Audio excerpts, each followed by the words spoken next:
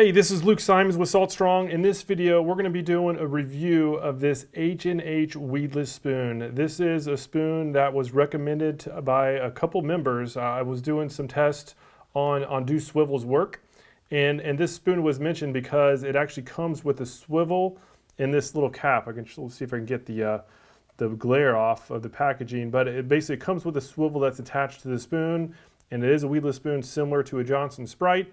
And so I thought I'd just go ahead and get some. And I actually got two of them. Here is one out of the package that'll actually be better to check out. And basically, again, it's really similar to a Johnson Sprite that I'll bring up here in a second. It's actually extremely similar. The difference, though, is just the top, is that it comes with a bearing swivel, so a nice swivel, and then it has this cap that they feature as being the secret weed-resistant swivel cap. So sounds like it's just a fancy way of saying that, hey, I've got a red cap on the swivel. So anyhow, we're gonna talk about the pros and the cons, just what I've seen so far. A full disclaimer, I have not used this on the water yet. I will very soon. I just wanted to give my pre-fishing thoughts just while I had them on my mind, the fact that I just now opened it and had time to check it out. So number one is just how similar this spoon is to the Johnson's. This is a classic spoon. I've used this for many years. They're both the half ounce, and it is, again, very similar. Basically, same size hook, same size and shape on the actual torso. A little bit different, but really not much. And the difference is really just at the top part. This one comes with a swivel. This one doesn't. Huge price difference. I basically paid $10 per spoon for the H&H. And these were like $4. So I spent $6 extra for the swivel and the little plastic cap. And so I guess my first thought, unless it has some magical powers, is that it probably wasn't worth it. But again, it's always worth the test, and I'll be curious to know if you've used both of these spoons to get your feedback. This is not about saying one is better than the other. This is just to start an open dialogue on which one is the best value for the money.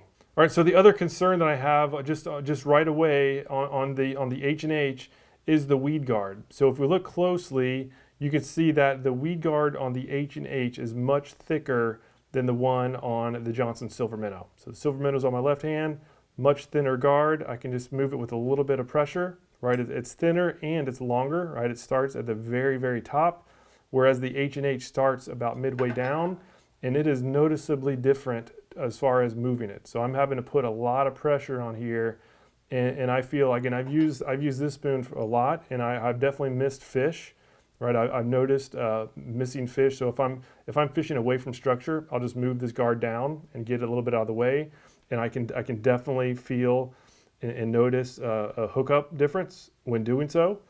And the fact that this one is just so much tougher, I mean, I will be surprised if it doesn't have an increase on missed hook sets. So that's just one thing to keep in mind. Again, we can probably jam it down and get it out of the way, but at that point, why even have it? All right, so as far as the pros, and number one is just the fact that I know this will certainly catch fish, right? It has a good shape. The shape is very close to a spoon that I've used for many years and love and know that definitely catches fish.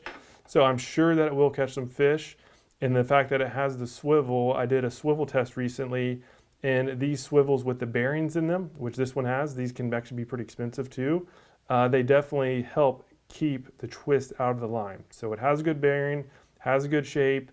It can definitely get some strikes out of the water. But what I have realized to say on the other side is that most of these spoons, they are weighted properly, and the fact that they don't twist very much, and the sign of twisting most often means that they're being retrieved too quickly.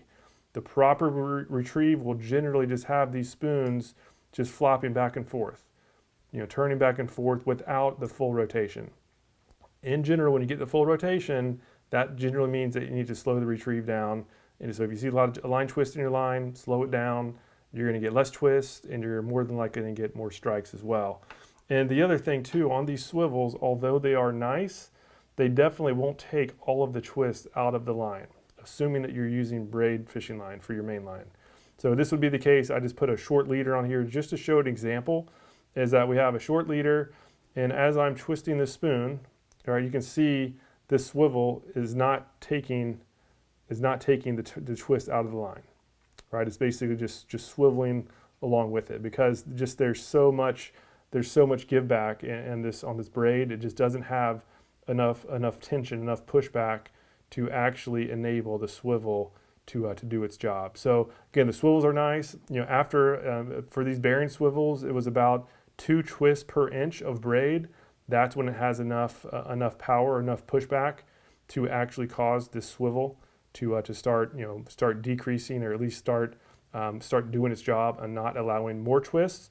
But again, two twists per inch is a good amount of twists. So you're going to kind of have a little bit of an issue before the swivel does its job. All right, well, that's it for now. Just wanted to share my candid thoughts after just checking out this spoon. Again, this was a product that a member requested to check out. So I wanted to just do my due diligence and share my honest feedback. And that, again, is a benefit of our platform, in which we're not sponsored by companies, so we can give truly unbiased product recommendations and reviews without the fear of losing any sponsors, because we are only sponsored by the club members. So our job is to make sure that all club members get the best gear possible for their money. So if you have any other products you'd like us to check out, leave a comment down below and we will do our best to get them. And I will, as I said before, I will definitely get these out on the water, and I'll do some comparisons on how they actually perform in the water. Again, just from looking at them, I've been fishing with spoons for many years.